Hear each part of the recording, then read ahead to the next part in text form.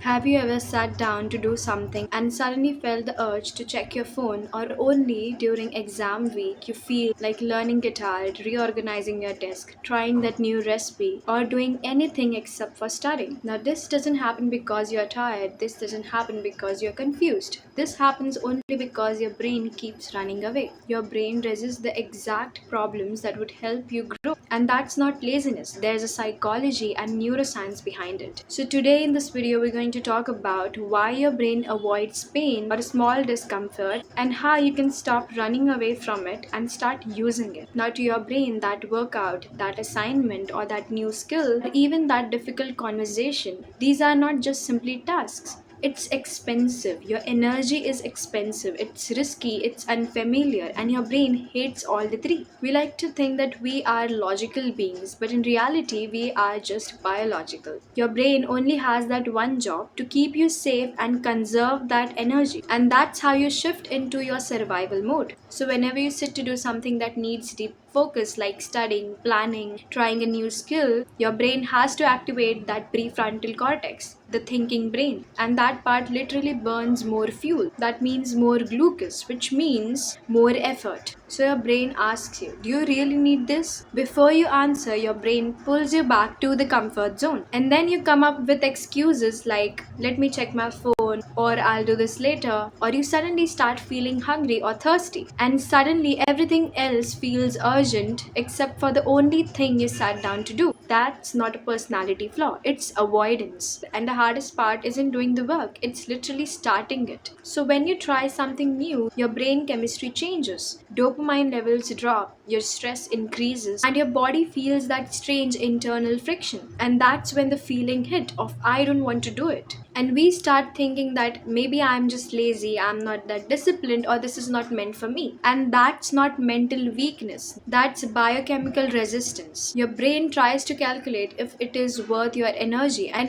even before you answer, you try to escape it. And sometimes it even makes you sleepy. Like you keep on scrolling your Instagram wide awake, but the moment you open your book, you start yawning. And when you close it, you're fine again. It's almost funny. Your brain is literally trying to shut that task off and come back to energy saving mode. So for years, we kept on blaming ourselves, but in reality, our brain is just doing what we are evolved to do, to avoid effort, to avoid discomfort, and to stay safe. And here's where everything flips. Because the discomfort you are trying to escape, that resistance, that friction, it's not a warning sign. It's the growth signal. Neuroscientists say that real learning only happens when your brain leaves the autopilot mode. When something feels slightly uncomfortable, that's when new neural pathways are forming. It is called as neuroplasticity, and that's the sign that you are growing. Your brain is updating. Comfort doesn't help you grow, it maintains you. And ironically, if something feels slightly uncomfortable, it only means that you are exactly where you need to be. And this is where the mindset shift comes in. Because you can't just delete discomfort, no one can. Even disciplined people feel it. The difference is they don't interpret discomfort as danger, they interpret it as progress. Same sensations yet different meaning, which turns it to a different life. Even ancient philosophers understood this. Marcus Aurelius wrote, the obstacle to action advances the action, and what stands in the way becomes the way. The thing blocking you isn't separate from the path, maybe it is the path. For example, studying is the success,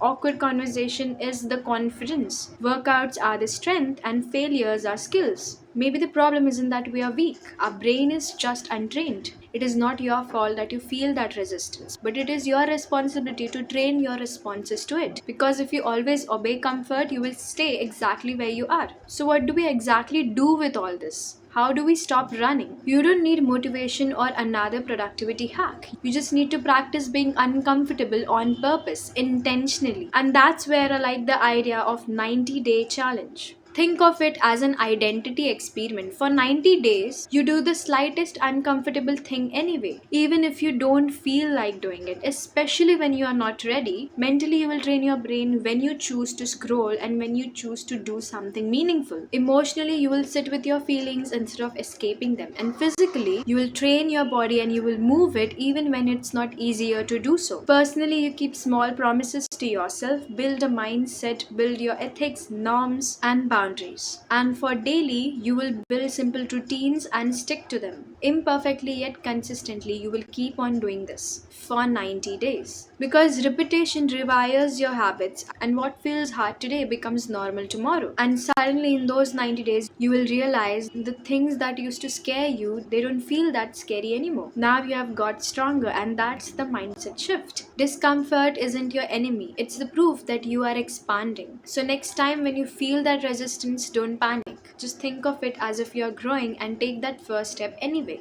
Because the life you want, it's hiding behind the exact discomfort you are avoiding.